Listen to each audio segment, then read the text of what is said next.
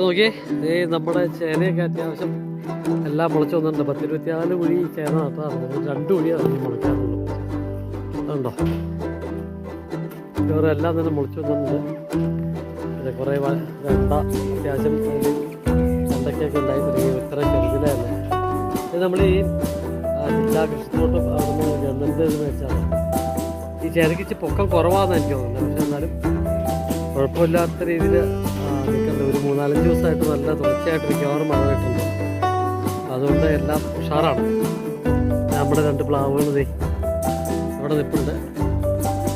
അതുപോലെ നമ്മുടെ മാത്തേൽ അത്യാവശ്യം മാങ്ങയുണ്ട് കേട്ടോ.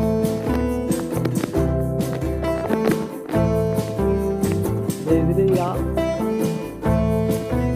നടുക്കെടുക്കുന്ന ഒരു ചക്ക ഇതൊക്കെ നോക്കിയോളൂ. 3-4 ചക്കയാണ്. പക്ഷേ ഇതൊക്കെ ഒരുപാട് വലുതായി. ഒരു ജൂൺ ജൂലൈ മാസം ആകുമ്പോഴേ ഈ ചക്കയൊക്കെ ഇതൊക്കെ ഇപ്പോൾ പറഞ്ഞിട്ട് വെറും പിഞ്ച് ചക്കയായിരിക്കും, വെറും കൊത്തച്ചക്കയായിരിക്കും. ഇതിൽ കിടക്കുന്ന ആ രണ്ടാമത്തെ ആ ചെറിയ ചക്ക മൂത്താവുന്നുണ്ട്.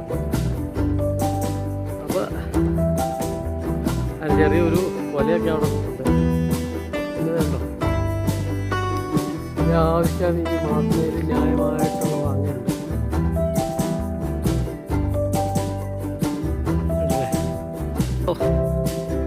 കൊപ്പറ ഉണ്ടാവും. ആട്ടിയ 2-3 കിലോ വെളിച്ചെണ്ണ എന്തായാലും എന്നാലും നല്ല ഉഗ്രം വെളിച്ചെണ്ണ കിട്ടും. സൂപ്പറായിട്ടുള്ള വെളിച്ചെണ്ണ കിട്ടും. റേറ്റ് കൊണ്ടായി അടിക്കണം. അപ്പോൾ ഇതിലൂടെ നമ്മളെ വാഴയൊക്കെ ഉഷാറായിട്ടുണ്ട്. ചിലതൊക്കെ ഇച്ചിരി കാറ്റ് പിടിച്ച് നിൽക്കുന്നുണ്ട്. പിന്നെ കുറേ വാഴ കണ്ണുകൾ അവിടെ നിൽക്കുന്നുണ്ട്. മഴ ഇതിലൂടെ മുഴുവൻ ഉണ്ടായിരിക്കും. അതൊക്കെ ശരിയാക്കണം. ഇച്ചിരി പണിയുണ്ട്. ഇടയ്ക്ക് കുറച്ച് തിരക്കിൽ പെട്ടുപോയി. നമ്മുടെ കാരണം കപ്പയെല്ലാം അടിപൊളിയായിട്ട് നോക്കിയില്ല. ഇത് ആ പൈനാപ്പിളിൻ്റെ ഒരു കാര്യം കാണിച്ചല്ലോ.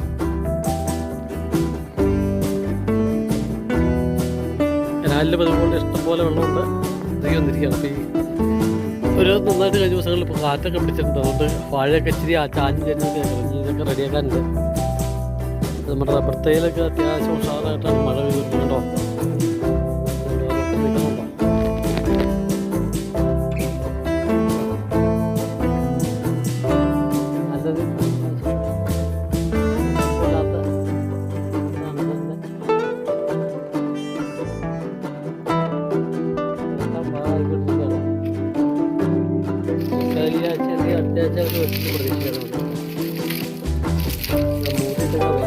നല്ല വെയിലാക്കാം. നല്ല വെയിലുണ്ട്.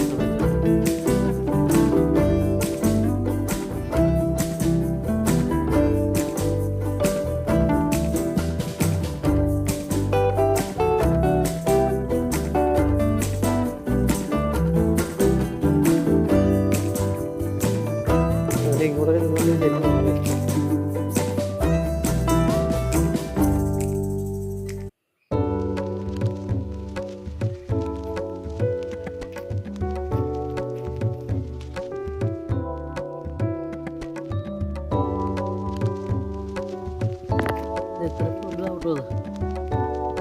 ആദ്യം ഉണ്ടായിരുന്നു.